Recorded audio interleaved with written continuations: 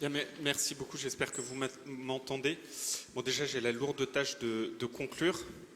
Je suis le dernier rempart entre vos chaises et le buffet qui semble fait de plein de produits du terroir et absolument délicieux.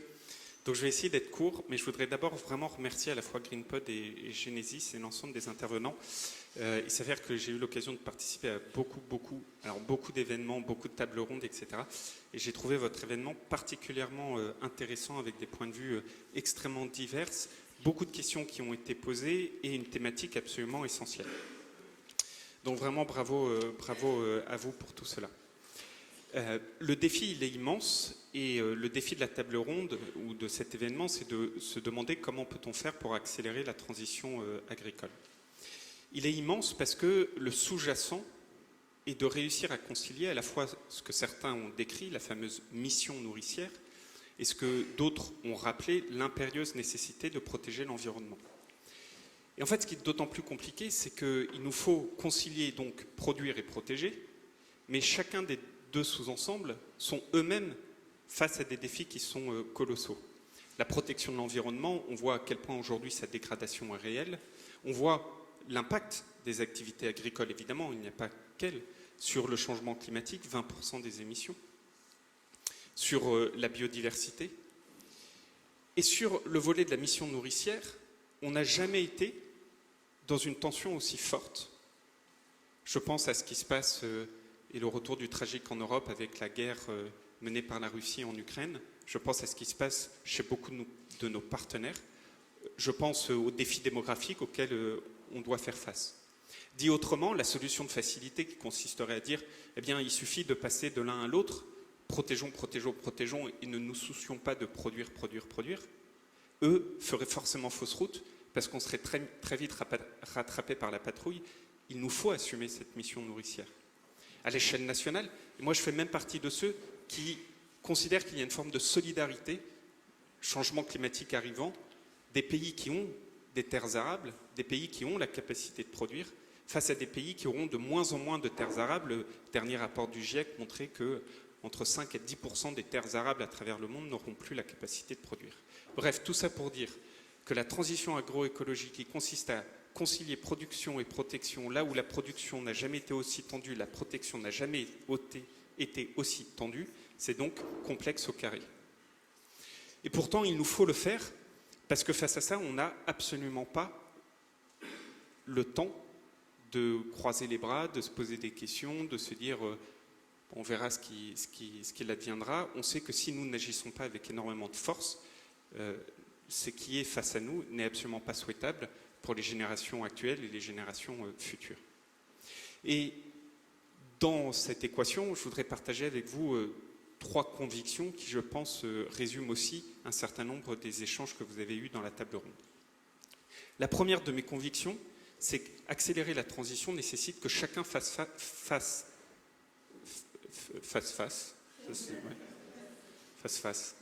que chacun puisse faire face à ses responsabilités.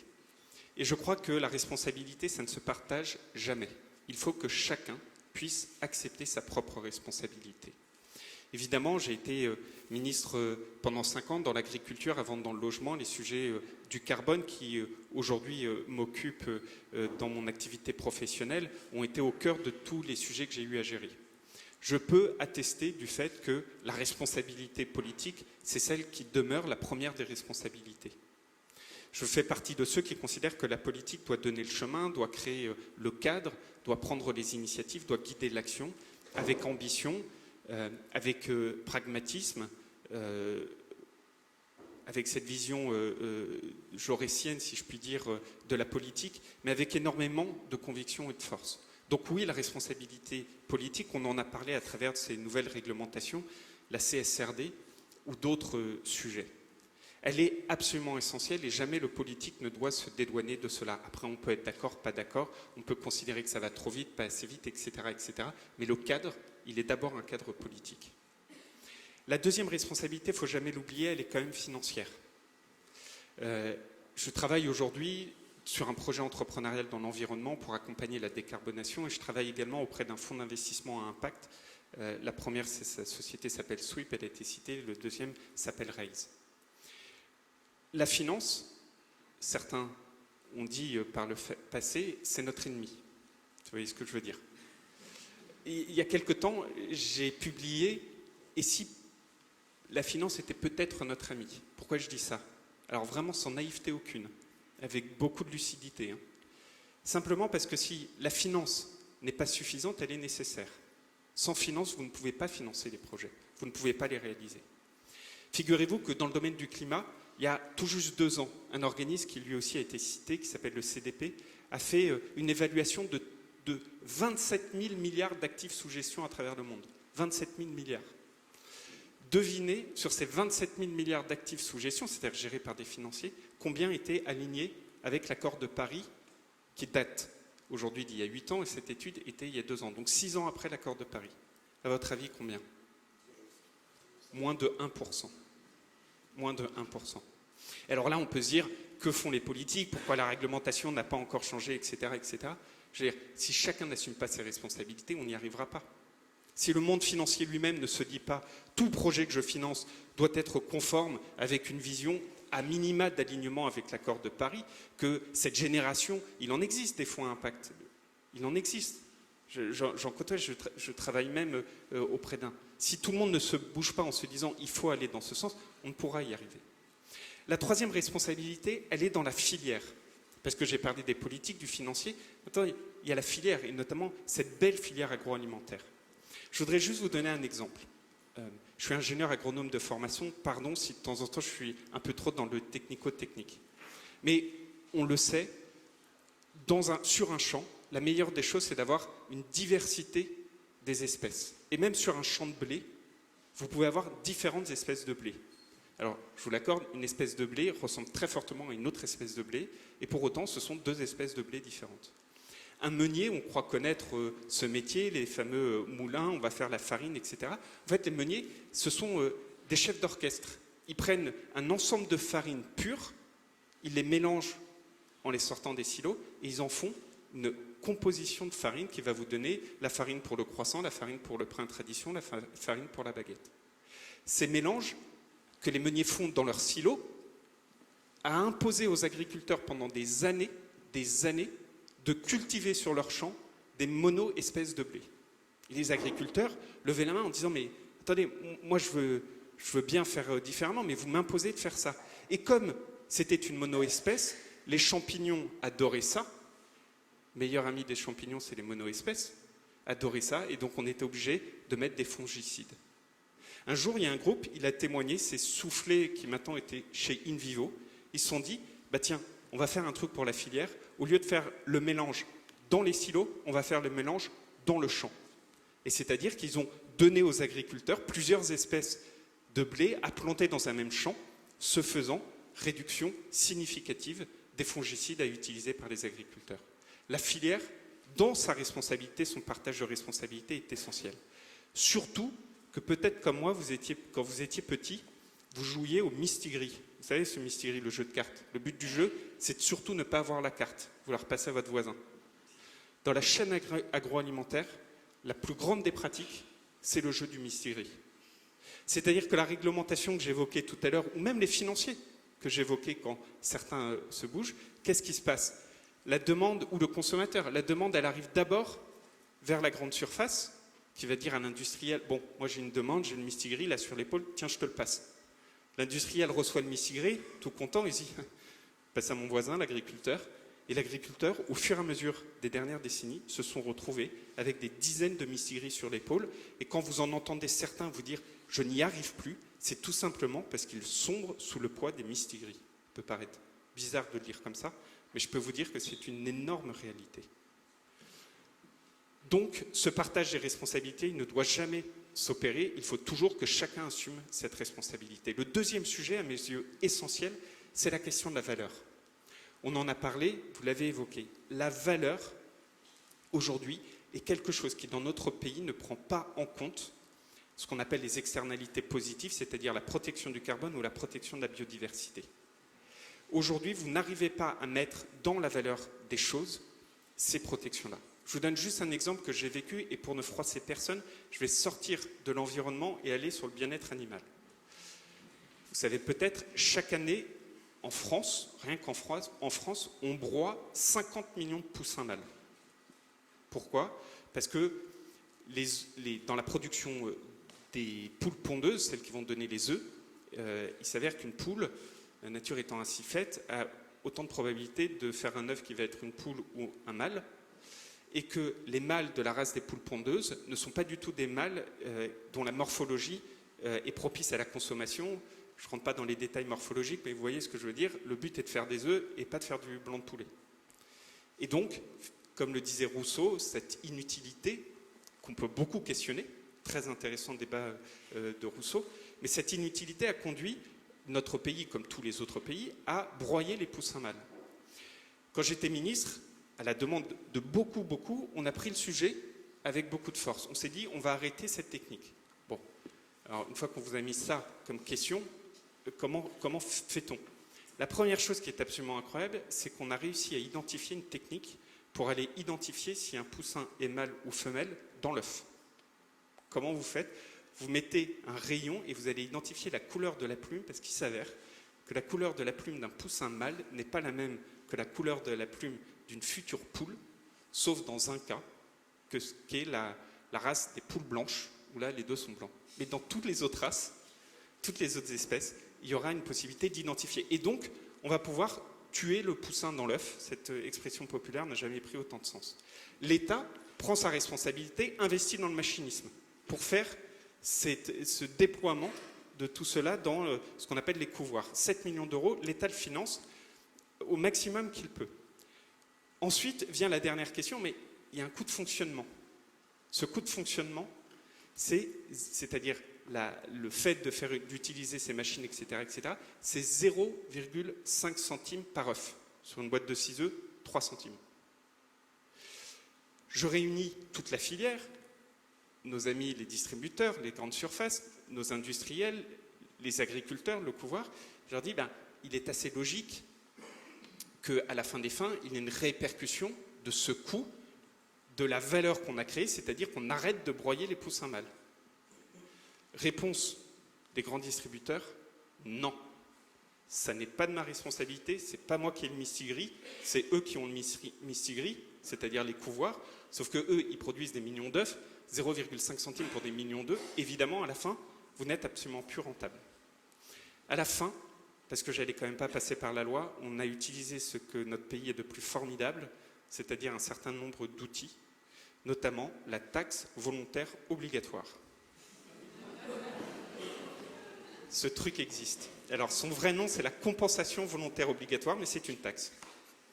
Et donc, chacun, de manière volontaire mais obligatoire, ont accepté de passer le 0,5. Tant que la valeur des choses, c'est-à-dire la protection de l'environnement, ne deviendra pas un point essentiel dans l'ensemble des chaînes de valeur, on ne pourra pas y arriver. Et cette valeur-là, elle est vraie sur le coût, mais alors quand on est en période inflationniste, c'est extrêmement difficile. On l'a dit sur le bio qui décroît, on le voit sur la consommation qui décroît. C'est extrêmement difficile.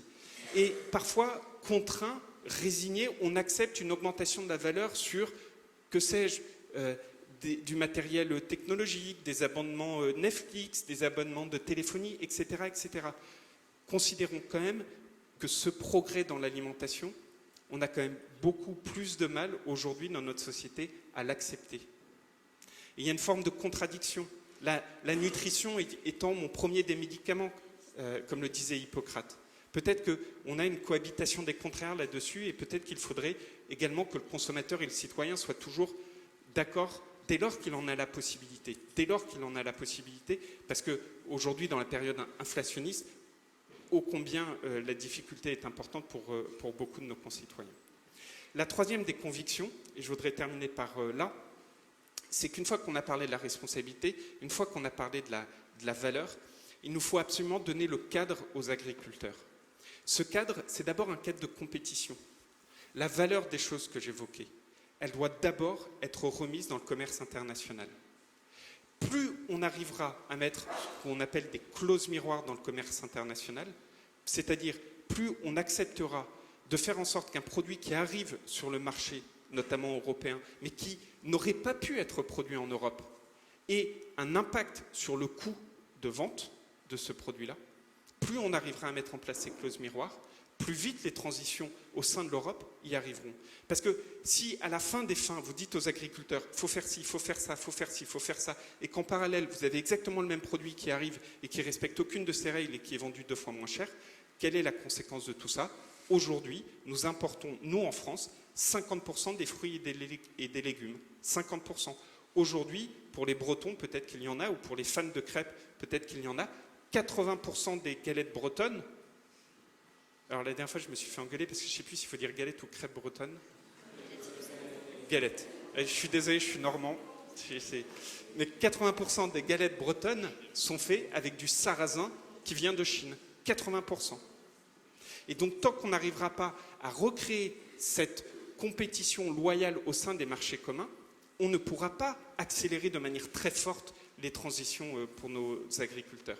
Et ça, c'est un combat, tout le monde dit c'est très très dur. Moi, quand j'étais ministre, c'était un de mes plus gros combats de réimposer des clauses miroirs. On l'a fait par exemple sur la déforestation importée. On parlait des protéines tout à l'heure, sujet ô combien important. Le deuxième cadre, c'est évidemment le cadre de l'innovation. Il faut bien avoir en tête que le monde agricole a vécu une première évolution, le machinisme agricole au sortir de la Seconde Guerre mondiale, les fameux tracteurs. L'Europe avait faim, la France avait faim, il fallait que le machinisme permette d'accroître la production.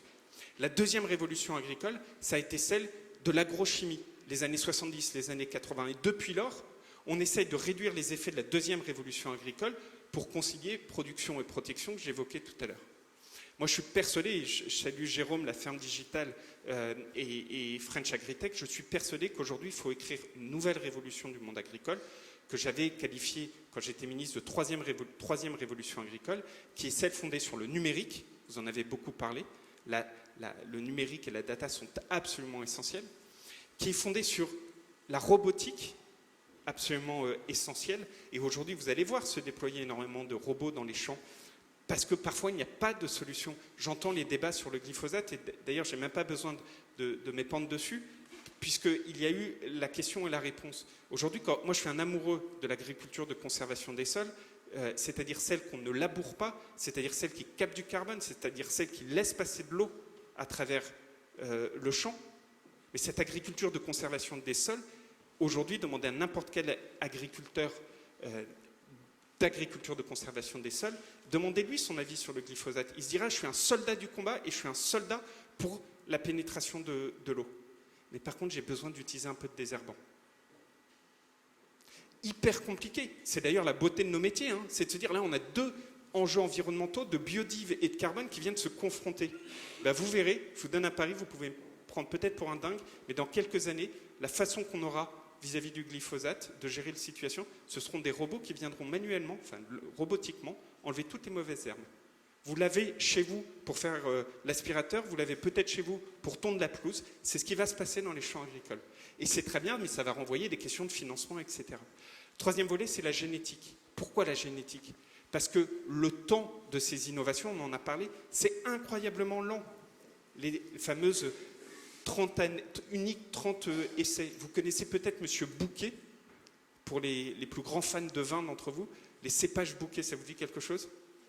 M. Bouquet, dans le milieu viticole, il est adoré parce que c'est celui qui a trouvé un moyen de lutter contre l'oïdium, l'un des champignons ravageurs de la viticulture.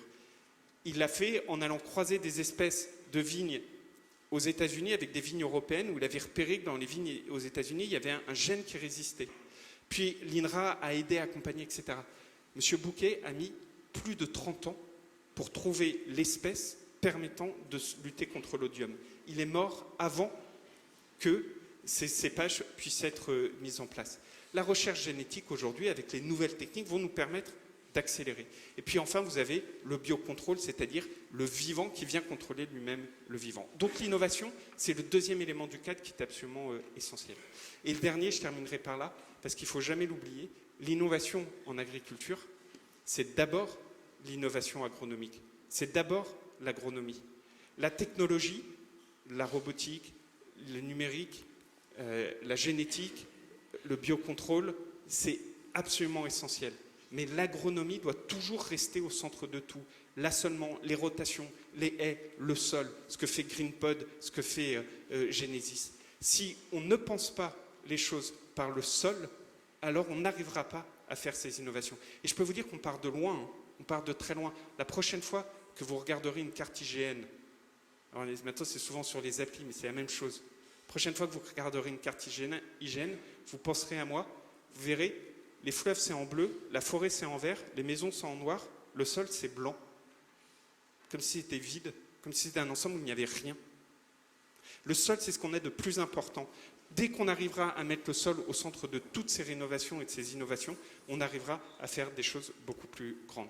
Bref, un grand merci pour la qualité de tous ces échanges. N'oublions jamais que sans responsabilité assumée, sans valeur acceptée et sans un cadre favorable à l'innovation, il sera beaucoup plus difficile d'accélérer ces transitions. Mais si on les fait, on peut aller beaucoup plus vite et concilier production et protection. Je vous remercie beaucoup.